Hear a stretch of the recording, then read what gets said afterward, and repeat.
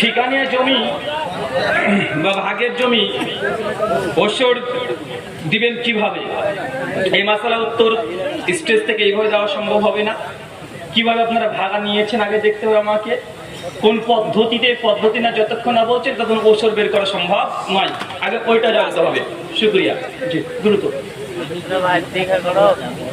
স্বামীকে মিথ্যা কথা বলা যাবে কি? বাহ, এটা খুব ভালো প্রশ্ন। আর কোন ক্ষেত্রে মিথ্যা কথা বলবেন? মানে আপনি পরকে লিপ্ত যদি বলেন স্বামী এই তুমি কি ওই সঙ্গে করছো, বলেন না করিনি, অথচ করেন, এরকম না। যদি নেক কাজ, ভালো কাজ, বৈধ কাজ, উত্তম কাজ কিন্তু স্বামী জানলে রাগান্বিত হতে পারে, এক্ষেত্রে আপনি যদি মিথ্যা বলেন কিন্তু নেক কাজ আল্লাহর সন্তুষ্টির জন্য, কিন্তু স্বামী জেনে নিলে ও নারাজ হবে, এক্ষেত্রে আল্লাহকে খুশি হলে যদি এমন কিছু মিথ্যা কথা বলা যাবে। আর আল্লাহ খুশি হয় না, শরীয়তে এটা অনুমোদনও না, কিন্তু আপনি মিথ্যা কথা বলছেন নিজে বাঁচার জন্য, ফায়দার জন্য, নিজের ফায়দার জন্য, তাহলে এই মিথ্যা কথা বলা সর্ব জায়গাতেই হারাম, নিষেধ। মিথ্যা কি কোয়ালিটির বলছেন, এই কোয়ালিটির উপরে ভিত্তি করে ওটা গুনাহ কাবিরাও হতে পারে, গুনাহ সাগীরাও হতে পারে, মানে বড় পাপও হতে পারে, ছোট পাপও হতে পারে। শুকরিয়া, জাযাকাল্লাহু খাইরান। তারপরে প্রশ্ন হচ্ছে, স্বামীকে না বলে স্বামীর টাকা অন্য কাউকে দেওয়া কিংবা দান করা যাবে কি যাবে না? স্বামীর পকেট থেকে যদি কোনো টাকা নেন, যৎসামান্য টাকা, এটা চুরির মধ্যে ধর্তব্য হবে না, এটা হক। তার মানে পুরো মানিব্যাগ সাফ করে দেন না, বা বুঝতে পারলেন না?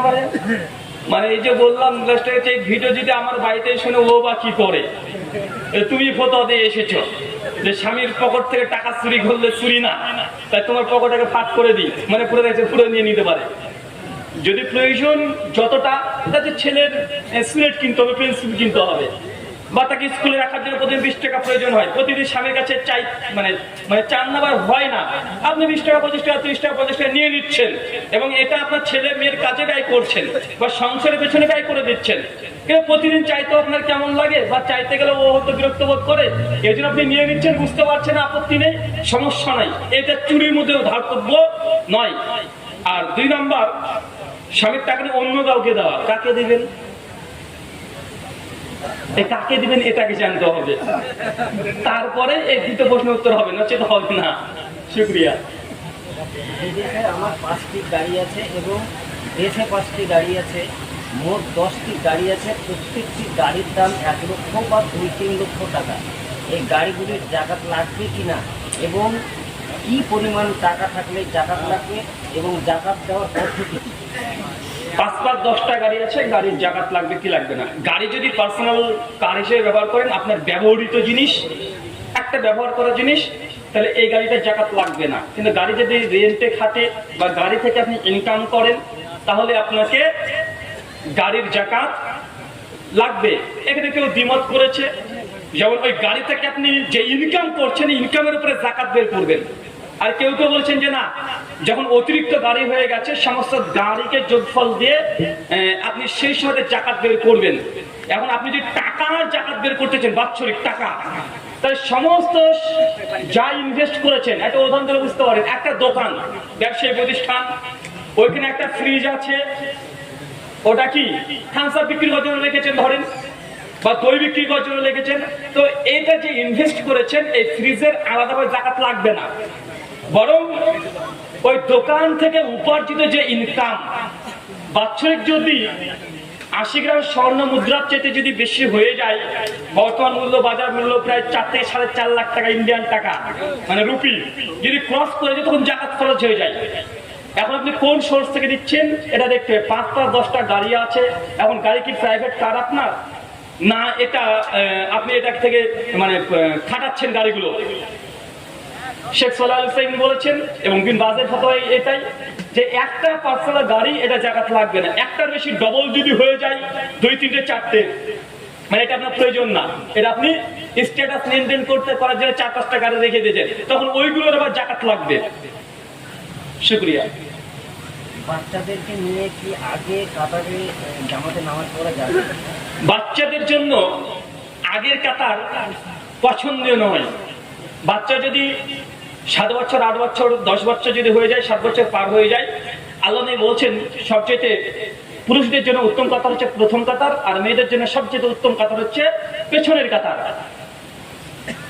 শেখ আল্লামা নাসিরুদ্দিন আলবানী রাহিমাহুল্লাহ তার সিফাতুস সালাতুন নবীতে তিনি বলছেন যে পুরুষ মানুষের জন্য প্রথম কাতার এটা বেস্ট, এটাই দাঁড়াবে। তারপর বাচ্চা বাচ্চা ছেলেরা যারা আছে, তারপরে মেয়েরা। কথা বুঝতে পারছেন? আর তাই তো যেখানে মেয়েদের জামাত তখন আমাদের এই হয় না, সিঙ্গেল আলাদা হয়ে গেছে। এক্ষেত্রে যেসব বাচ্চারা একদমই বাচ্চা 7 বছরের নিচে, তারা যদি যেতে চায় তাহলে কাতারের পেছনে রেখে দিবেন। কোথায়? কাতারের পেছনে। যে নামাজ পড়তে পড়তে খেলাধুলা করতে লাগলো আপনার সমস্যা না হয়। আর যাদের 10 বছর বয়স হয়ে গেছে তাদের নামাজ ফরজ। এখন ও যদি মসজিদে প্রথম ঢুকে কাতারে প্রথমে দাঁড়ায়, ওটাই তার জায়গা। কথা বুঝতে পারছেন কি? আর যারা একদম 7 বছরের নিচে, তাদেরকে পেছনে রাখবেন, তারা নামাজ পড়তে খেলতে পারে, ছুটাছুটি করবে, এগুলো করবে, তাদের জন্য শরীরে নামাজ ফরজ নয়। কিন্তু 7 বছর পার হয়ে গেছে, ও যদি গিয়ে যদি প্রথমে একদম প্রথম কাতারে যায়, ওটা হচ্ছে জায়গা। কেন? ও এখন ইসলামী শরীয়তের নামাজের জন্য ফরজ। শুকরিয়া, জাযাকাল্লাহ খায়রান। তবে এখানে একটা কথা মেনটেন করবেন, যে আল্লাহ নবী বলেছেন যখন কাতার কেউ করবে, ইমামের পেছনে সেই ব্যক্তি সবচেয়ে বেশি তার যে ব্যক্তি ইমামের পরে জ্ঞানের দিক থেকে শ্রেষ্ঠ। তার অবস্থা আছে জ্ঞানের দিক থেকে শ্রেষ্ঠ। তারপর জ্ঞান যখন দেখছেন যে তারপরে যিনি জ্ঞানী তিনি তারপরে দাঁড়াবেন। তারপর বয়স্ক বৃদ্ধদেরকে আল্লাহ নবী দাঁড়াতে বলতেন, বার্ধক্যদেরকে, তারপর আস্তে আস্তে আস্তে ছোটদেরকে। শুকরিয়া। রমজান মাসে সহবাস করলে কোনো কারণ বা কারণ ছাড়া ফরজ গোসল করতে না পারলে তাহলে কি রোজা হবে? ও কোন সময়ের মধ্যে গোসল করাটা উত্তম হবে বুঝে নেব। প্রশ্ন করে সব অর্ধেক অর্ধেক কেন রে ভাই? এখন খুলে খুলে আমাকে বলতে হবে নাকি? রমজান মাসে যদি আপনি স্বামী স্ত্রী একত্রিত হয়েছিলেন, গোসল ফরজ হয়ে গেছে, এখন গোসল করেননি, এর বিধান কি? প্রথম কথা, এখন যদি কি দিনের বেলায় না রাতের বেলায়, এটাই তো উল্লেখ করেন। রোজা অবস্থায় যদি আপনি দিনের বেলায় করেন তাহলে তো খবর আছে, কন্টিনিউয়াসলি 60 খানা রোজা করতে হবে। কয়টা? 60 খানা টানা করতে হবে। মাঝে একবার ব্রেক হয়ে গেলে আবার প্রথম থেকে। দেখেছেন? এটার নাম হচ্ছে সিয়াম। আর যদি তা না পারে 60 জন মিসকিনকে খাওয়াতে হবে, অথবা 60 জন মিসকিনকে পোশাক দিতে হবে। আর যদি বলেন যে না হুজুর আসলে এশার নামাজ টামাজ হয়ে যে তারাবির পরে এমনি হয়েছিল, যা হওয়ার হয়েছিল, কিন্তু আমি এই গোসল না করে সাহারি খেয়ে নিয়েছি, তো কেউ যদি গোসল না করে সাহারির খেয়ে নাই, তার রোজা হবে না? না হবে, কোনো সমস্যা নেই। সাহারি করার জন্য পাক পবিত্র থাকাটা বাধ্যতামূলক না। এখন সাহারি করার পরে তো আপনার গোসল করতে হবে, ফজর আছে, মানে আপনি নামাজ দিতে পড়ি না, চলকাটা তুই তো নিয়ে কি করবি? বুঝতে পারলেন না ভাই? তারপরেও কেউ যদি নামাজ পড়েনি ফজরের নামাজ, কিন্তু ফিজিক্যালে গিয়েছে, গোসল করেনি, দুপুর হয়ে গেছে, 2টা 1টা 3টে বেজে গেছে, তারপর যদি গোসল না করে, রোজার উপরে প্রভাব পড়বে না। কিন্তু বেটা তোমার নামাজ পড়তে হবে। নামাজ না পড়লে রোজা করে তুমি কি জান্নাতে যেতে পারবে মনে করছো? নাসের 466 নম্বর আয়াত হাদিস, কিয়ামতের মাঠে বান্দার প্রথম হিসাব নেওয়া হবে আসসালাহ, নামাজের হিসাব পাওয়ার পরে আল্লাহ বলবে এবার তোর সিয়াম নিয়ে আয়, রোজা নিয়ে আয়। শুকরিয়া। সপ্তাহে একদিন শুক্রবার করা যাবে কি? ঈদের ময়দানে কি সম্মিলিতভাবে করা যাবে? জুমার দিন সম্মিলিতভাবে কবর জিয়ারত করা, এই মনে কোনো সহিত দূরের কথা, যায়েদ বা জাল কোনো রেওয়াজ পাওয়া যায় না। এটা আমরা একা তৈরি করে নিয়েছি। 2 নম্বর, তবে শুক্রবারে যদি আপনি ছুটির দিন, 7 দিন আপনি বেচা কেনা করেন বা স্কুল কলেজে আপনার আছে, জুমার দিন আপনি ছুটি পান বা ছুটি রেখে দিন স্পেশাল হবে, আপনি আপনার বাপমার সন্তান বাপমা কবরে চলে গেছে, আপনি এটা কি শুক্রবার বাড়িতে আসেন, নামাজ পড়েন, তারপরে একটু গিয়ে আল্লাহর কাছে গিয়ে দোয়া করেন, সমস্যা নেই। একা 2 হাত তুলে আপনি একা কবরস্থানে দোয়া করতে পারবেন। কিন্তু এটাকে প্রথা বানিয়ে নেওয়া, হুজুর চলে গেল আর হুজুর বলল রব্বানা যালামনা আনফুসানা, সবাই আল্লাহুম্মা আমিন শুরু করে দিলেন, এই পদ্ধতিটা বিদআত। বুঝতে পারছেন? আপনার বাপমা আপনি সোমবার হোক, বৃহস্পতি হোক, মঙ্গল হোক, যে কোনো দিন রাত দিন যখন ইচ্ছা কবরে একা যান, আপনি 2 হাত তুলে একা আব্বা আমার জন্য দোয়া করেন, এটা যাবে, জায়েজ, নবী করেছে। সেই মুসলিমের হাদিস পাওয়া যায়, আল্লাহ নবী হঠাৎই গভীর রাত্রিতে মসজিদে বাকিতে চলে গেলেন, তিনি 3 বার হাত তুলে দোয়া করলেন। পেছনে আম্মাজান আয়েশা দাঁড়িয়েছিলেন, কিন্তু আম্মাজান গিয়ে কিন্তু আল্লাহ মুমিন শুরু করেনি, উনি দেখছিলেন। আর আম্মাজান আয়েশা তো চাইতেন যে আল্লাহ নবী হাত তুলে দোয়া করছে, আমি একটু করেনি, মানে সম্মিলিত মজা না, এটা দলিল, এটা একাকি হাত তুলে দোয়া মানে দোয়া করার কথা বুঝতে পারছেন? শুকরিয়া।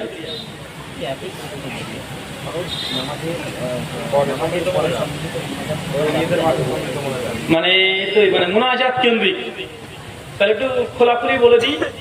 ফরজ নামাজের পর, জানাজার পর, ঈদের নামাজের শেষে, বিবাহ মজলিসের পরে, এই আলোচনা সভার শেষে, এই 5টা জায়গাতে বহুলভাবে প্রচলিত আছে সম্মিলিত মুনাজাত।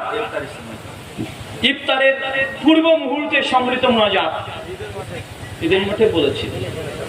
এই 5-7 জায়গাতে ব্যাপকভাবে প্রচলিত আছে সম্মিলিত মুনাজাত। এগুলোর ব্যাপারে কোরআন বা সুন্নাহয় সরাসরি কোনো সহিহ বা হাসান হাদিস পাওয়া যায় না, কিন্তু এই 6-7 জায়গাতে দোয়া আছে। কি আছে? 7 জায়গাতে দোয়া আছে। নামাজ শেষে 36 খান দোয়া আছে, জিকির আজকার আছে। জানাজার পরে দোয়া আছে।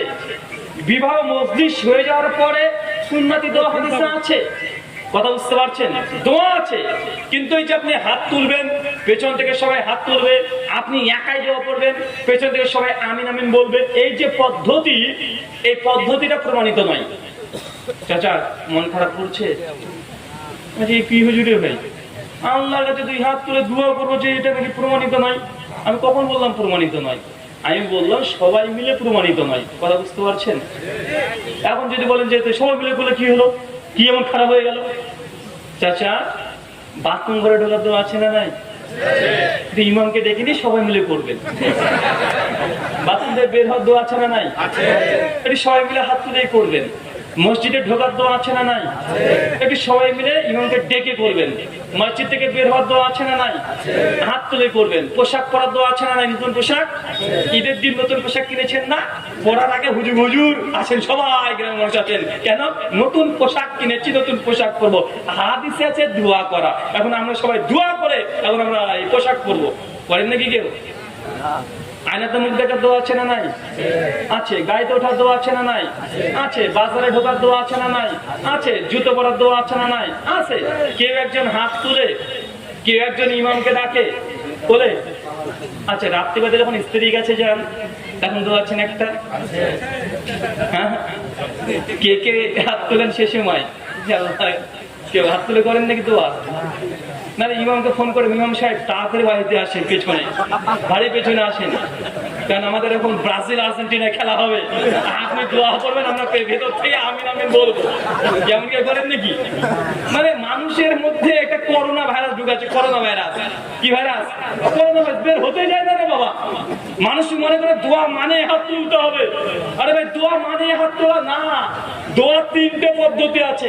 কিছু কিছু দোয়া আছে বান্দা মুখ দিয়ে জিহ্বা দিয়ে বললে হয়ে যায়, হাত তোলার দরকার নেই, ইমামকে ডাকার প্রয়োজন নেই।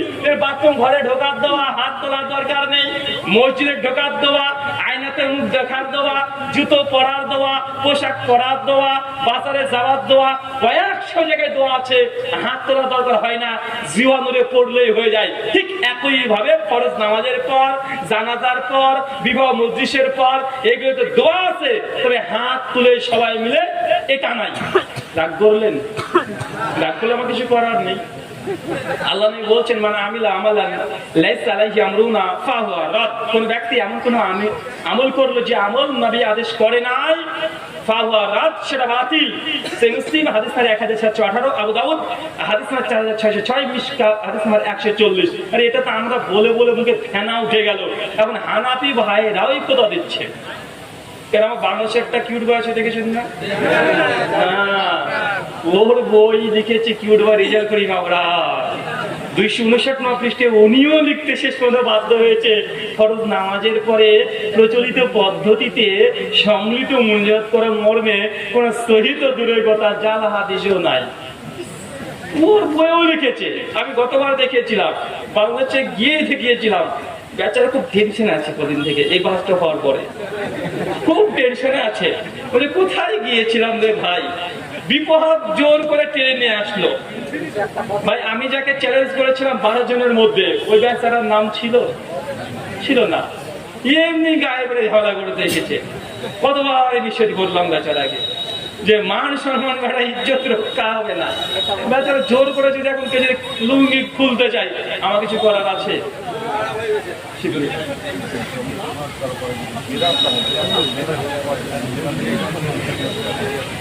বিদআতের কি পরিমাণ ক্ষতি হতে পারে? বিদআত দুই ধরনের। বাবা, বিদআত দুই ধরনের? আসলে বিদআত দুই ধরনের, তবে বিদআত হাসানা সাইয়্যা নয়। বিদআত হচ্ছে আকীদাতুন বিদআত আর একটা আমলগত বিদআত। কেউ যদি আকীদাতুন বিদআত করে তাহলে ফিন্নার, জাহান্নাম যাবে। কুল্লু বিদআতুন দালালা, প্রত্যেক বিদআত হচ্ছে ভ্রষ্টতা। এটা হচ্ছে আকীদাগত বিদআতের জন্য। আর দুই, আমলগত বিদআত যারা করে কিন্তু আকীদা আছে বিশুদ্ধ। আমলগত বিদআত আছে কিন্তু আকীদা কিন্তু একদম বিশুদ্ধ। আকীদা কোনো শিরক নাই, শিরকযুক্ত ইবাদত করে না, কিন্তু কিছু আমল রয়ে গেছে যেটা বিদআত। এই বিদআতের কারণে গুনাহ হবে, কিন্তু সে ওই হাদিসের অন্তর্ভুক্ত না যে কুল্লু বিদআতুন দালালা, প্রত্যেক বিদআত হচ্ছে ভ্রষ্টতা, প্রত্যেক ভ্রষ্টতা পরিণত হচ্ছে জাহান্নাম, ও জাহান্নামই হবে না। কথা বুঝতে পারছেন? শুকরিয়া। আমার একজন সমালোচনা করে এবং কারণ বা অকারণে অশ্লীল ভাষায় কথা বলে, তার সাথে আমি যদি কথা না বলি আমার কোনো গুনাহ হবে না।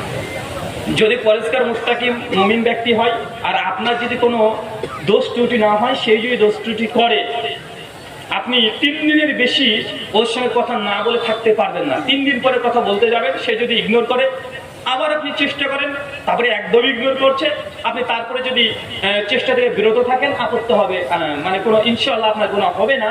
তবে ট্রাই করবে প্রথম কয়েকবার, বুঝতে পারছেন? তবে সে ইগনোর করছে, আপনাকে চাচ্ছে না।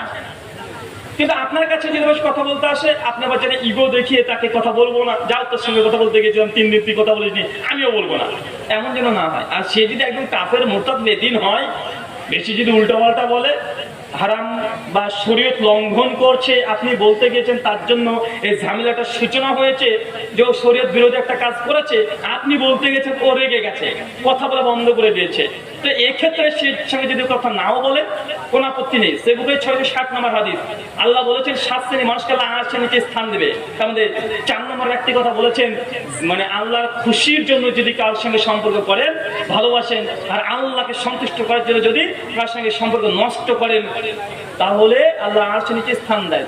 শুকরিয়া। কোনো গাড়ি কিংবা মোবাইল বেচা কিনা করা যাবে কি? কিস্তিতে মোবাইল বা গাড়ি কেনাবেচা করা যাবে কি যাবে না, ইখতিলাফি মাসালা। জমহুর সৌদিদের বর্তমান যারা আছেন তাদের অধিকাংশের মতেই বৈধতা আছে কিছু শর্ত সাপেক্ষে। এক, ধরেন আমার এই মোবাইল কিস্তিতে কিনবো, মোবাইলটার দাম দোকানদার বলে দিয়েছে, মোবাইলের দাম হচ্ছে 10,000 টাকা নগদ। কথা ভালোভাবে শুনেন, কি বললাম? মোবাইলের দাম 10,000 টাকা নগদ, ঠিক আছে? দোকানদার বলছে যে নগদ টাকা দেন, হ্যান্ড টু হ্যান্ড 10,000 টাকা, কিন্তু যদি কিস্তিতে নিতে চান তাহলে এই মোবাইলের দাম হচ্ছে 11,000 টাকা। 1,000 টাকা অতিরিক্ত নেব, 10খান ইনস্টলমেন্টে আপনাকে 1,000 টাকা 1,000 টাকা 1,000 টাকা করে দিয়ে দিতে হবে। আর প্রথমে আপনি 1,000 টাকা দিচ্ছেন, 11,000। কথাটা বুঝতে পারলেন? যদি কোন দ্রব্য ক্রেতা এবং বিক্রেতা কেনা বেচার পূর্বে যদি নির্ধারিত করে দেয় যে ঠিক আছে, দোকানদার বলতে পারে 10,000 টাকা নগদ আর বাকি হলে 11,000 টাকা, যে দাম বলে দেয় বেচা কেনার আগে, আর ক্রেতা যদি এর প্রতি সন্তুষ্ট যে কোনো একটাকে পছন্দ করে নেয়, তাহলে এই ক্রয় বিক্রয় এটা বৈধতা আছে। কথা বুঝতে পারলেন কি? সহিহ বুখারী এবং মুসলিমের হাদিস একাধিক, যে ক্রেতা বিক্রেতা যতক্ষণ পর্যন্ত বিচ্ছিন্ন না হচ্ছে, পূর্বে নির্ধারিত অংশটাই ওটাই বহাল থাকবে, যতক্ষণ না বিচ্ছিন্ন না হচ্ছে। তবে এখানে দ্বিতীয় শর্ত এখানে পড়বে, দেখা যাচ্ছে নগদ 10,000 টাকা দিয়ে মোবাইলটা নিয়ে নিলেন, সমস্যা নেই, কিন্তু কিস্তি করলে 11,000 টাকা লাগছে, তবুও কোনো সমস্যা নেই। কিন্তু যদি ওইখানে স্ট্যাম্পে লেখা থাকে বা চুক্তিতে লেখা থাকে, যদি একটা ইনস্টলমেন্ট দিতে লেট হয়ে যায় তাহলে 70 টাকা করে অতিরিক্ত ফাইন লাগবে, তাহলে এর ভিত্তিতে নেওয়া যাবে না কিস্তি। কথা বুঝতে পারলেন? কোনটা বুঝতে পারলেন? 3 নম্বরটা বুঝতে পারলেন না? যদি কিস্তি পেপারে এটাও লেখা থাকে, যদি আপনি একটা কিস্তি মিস করেন তাহলে 100 টাকা বা 200 টাকা বা 50 টাকা 1 টাকা অতিরিক্ত ইন্টারেস্ট দিতে হবে, তাহলে এটা কি হয়ে গেল? সুদ। এটা কি হলো? সুদ। তাহলে এই চুক্তিতে আপনি নিতে পারবেন না। কথা বুঝতে পারছেন? কিছু ওলামা এখানে 2 ভাগে ভাগ করে দিয়েছে। এগুলো গভীর ফতোয়া, আসলে এগুলো স্টেজে পুরো কভার করা সম্ভব নয়। না রে বাবা, একটু 19-20 হয়ে গেলে কালকে ফ্রিজ কিন্তু চলে যাবে, হালাল হারামের বিষয়। কালকে বলো যে হুজুর ঠিকই বলেছে, চল মোবাইল কিনে নিয়ে আসি কিস্তিতে। এখানে আর একটা বিষয় মনে রাখবেন, তার মানে একটু বুঝতে পারছেন কি, যে কিস্তি যদি ফেল হয় অতি ইন্টারেস্ট মানে এটা কি? এটা সুদ, এই শর্তে যাবে না। 3 নাম্বার, কেউ কেউ এরকম শর্ত দিয়ে দিয়েছে যে কিস্তি যদি নিয়াত করেন যে না কিস্তি ফেল করবো না, একদম পাই টু পাই দিয়ে দিব, কিস্তি ফেল করবো না, এরকম নিয়াতে কেউ যদি দেয় এবং কিস্তি সে ফেলও করেনি, একদম 11টা কিস্তি ঠিকঠাক দিয়ে দিয়েছে, তাহলে এই চুক্তি করা বা এইভাবে ক্রয় বিক্রয় এটাকে কেউ বৈধ বলেছে আর কেউ অবৈধ বলেছে। যেমন আব্দুল মোহসেন আল বাদর হাফেজাহুল্লাহ, এখন সৌদির বড় প্রখ্যাত মুহাদ্দিস আবু দাউদ শরা লিখেছেন, উনি বলছেন এটাতে এই জন্য জায়েজ নয় যে প্রথমে চুক্তি বিবারে সুদের সঙ্গে সে মানে চুক্তি করে ফেলছে যে না যদি হয় তাহলে সুদ দেবো, মানে কি সে অ্যাপার্টমেন্ট চুক্তি করে ফেলছে। তাই এই সূরা মাইদা 2 নম্বর আয়াত দিয়ে দলিল দিয়েছে যে না কোনো অসৎ কাজে সহযোগিতা করা যাবে না, চুক্তিতে সাক্ষ্য করাও যাবে না। তাই আমরা বলি চুক্তি থেকে দূরে থাকেন। কি বললাম? চুক্তি থেকে দূরে থাকেন। কিন্তু কেউ যদি বলে না ঠিক আছে ভাই 11,000 টাকা কোনো ইন্টারেস্ট লাগবে না, 1 বছর সময় দিলাম, যখন ইচ্ছে তখনই দিয়ে দিবেন, কিছু সমস্যা নেই, তাহলে এইটা জায়েজ। কথা বুঝতে পেরেছেন? এটা জায়েজ। শুকরিয়া। সূরা নাসে 1288 নম্বর হাদিস, আল্লাহ নবী যখন সালাতে দাঁড়াতেন, ওয়াইল বিন হুজর রাদিয়াল্লাহু তাআলা থেকে বর্ণনা আছে, যখন দোয়া করতেন ইহারিক, তখন আঙ্গুলটাকে ইশারা করতেন, আঙ্গুলটাকে 53 আঙ্গুলি করতেন এবং এইভাবে খাড়া রাখতেন একদম কিবলামুখী, তারপরে হালকা ইশারা করতেন। শেখ শাওকানি রাহিমাহুল্লাহ নাইনুল আওতারের মধ্যে বলছেন যে ইশারা যেন খুব বেশি হিলানো যেন না হয়। অনেক আগুল আগে থেকে এইভাবে করে, এইভাবে না, মানে আপনি এমন ভাবে ইশারা করবেন আর এটা এতদূর নিচে নামবে এরকমও না, যে এত নিচে নেমে চলে আসছে এরকমও না, কিবলামুখী থাকবে, ইশারা এইভাবে হবে। বুঝতে পারছেন? আর জোরে জোরে এইভাবে হিলাবেন না, যখন দোয়া আসবে তখন এইভাবে 7 আঙ্গুল নড়তে থাকবে। কতক্ষণ? সালাম ফেরানোর আগের মুহূর্ত পর্যন্ত। আমার এই ব্যাপারে বই আছে, গাইড ক্লাস থেকে সম্মত নিয়ে এসেছি। আচ্ছা, এই বইটা আহলে হাদিস হানাফি দ্বন্দ্ব নিরসন, 35টা মাসালার সমাধান আছে নামাজের পদ্ধতির উপরে। আর একটা তো ঝড় চলে গেল, ফিতরা টাকা না খাদ্য দিয়ে দিতে হবে, টাকা ফিতরা দুজন মারামারি, গোটাতে 2 পক্ষের দলিল নিয়ে এসে ভ্রান্তি নিরসন করা হয়েছে। আরো তাকলিদ বিভ্রান্তি নিরসন, আরো মানে 5-7খানা বই আছে। তারাবির রাকাতের উপর আমার বই আছে 400 পৃষ্ঠা, ওইগুলো অ্যামাজনে এখন পাওয়া যাচ্ছে, ইন্ডিয়া থেকে ফ্লিপকার্টে পাওয়া যাচ্ছে। যারা বাংলাদেশ থেকে নিতে চাইবেন তারা বাংলাদেশের যে কোনো ওয়েবসাইটগুলোতে পাবেন, যেমন রকমারি, ওয়ে টু লাইফ, আরো আলি ক্লাস বিডি, বিভিন্ন জায়গাতে পাওয়া যাচ্ছে। আর আমি প্রোগ্রাম করলে গাড়িতে বইগুলো পাবেন। শুকরিয়া, জাযাকাল্লাহ খায়র। নিয়ে আসুন, নিয়ে আসুন, মেয়েরা যদি ঋতুবতী অবস্থায় কোরআন মাজিদ পড়তে পারবে তাহলে নামাজ কেন করতে পারবে?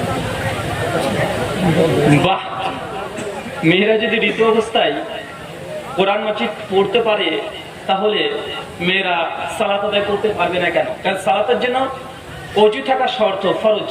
যার অজু নাই তার সালাত নাই, সহিহ বুখারী 598 নম্বর হাদিস।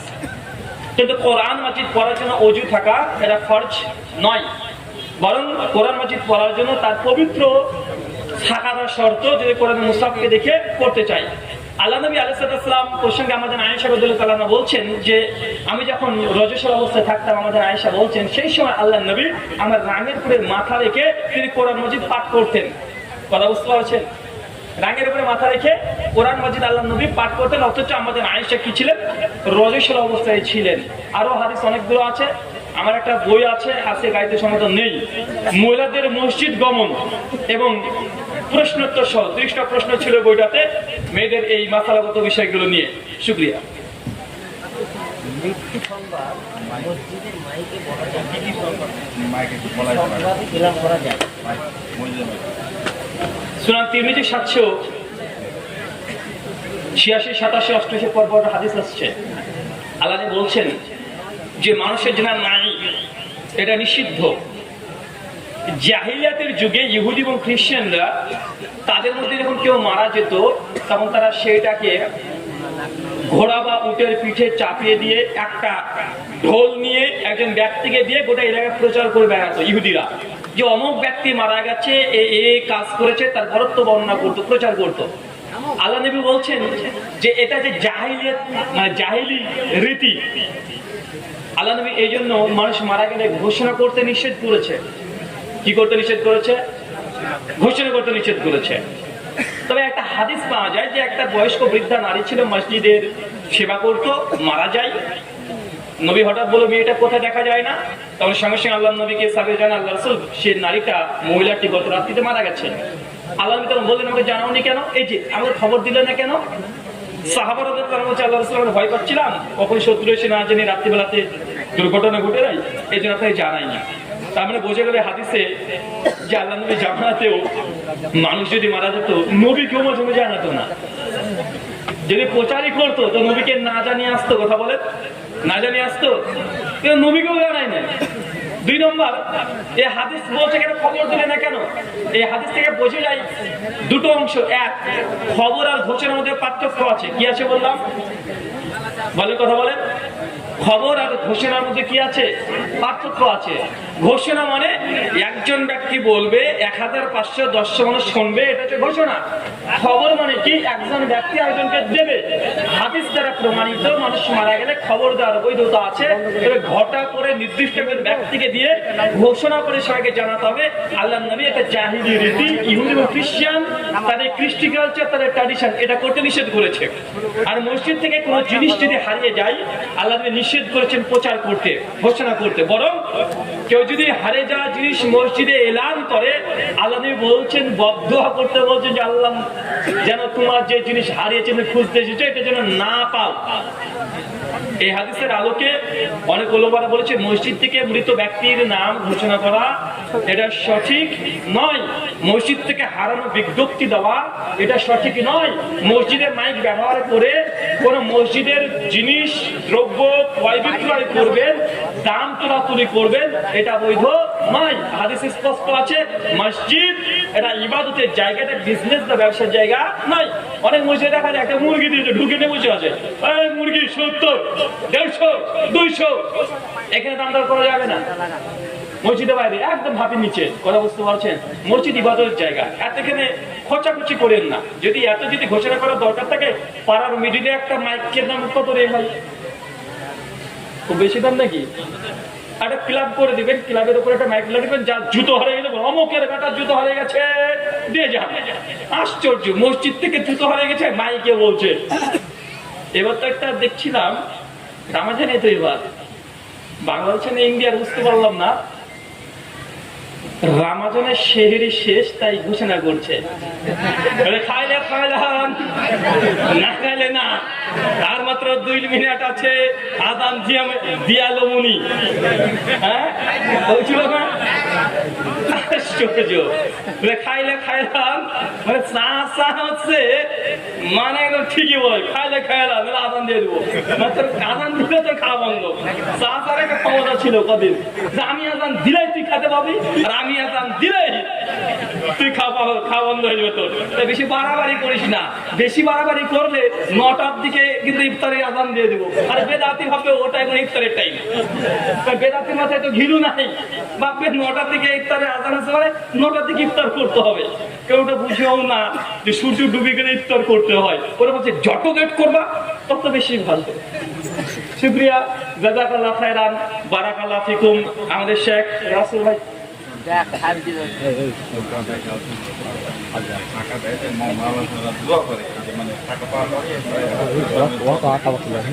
একই বিষয় ভাই, এই জায়গা তো প্রমাণিত নয়, তার জন্য খাস দোয়া করবেন, আল্লাহুম্মা সাল্লি আলাইহি আল্লাহুম্মা বারিক আলাইহি, এই দোয়াগুলো করবেন। তার জন্য এমনি দোয়া করতে পারবেন, বিভিন্ন দোয়া প্রমাণিত আছে।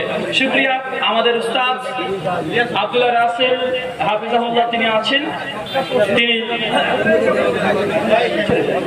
চলে এসেছেন।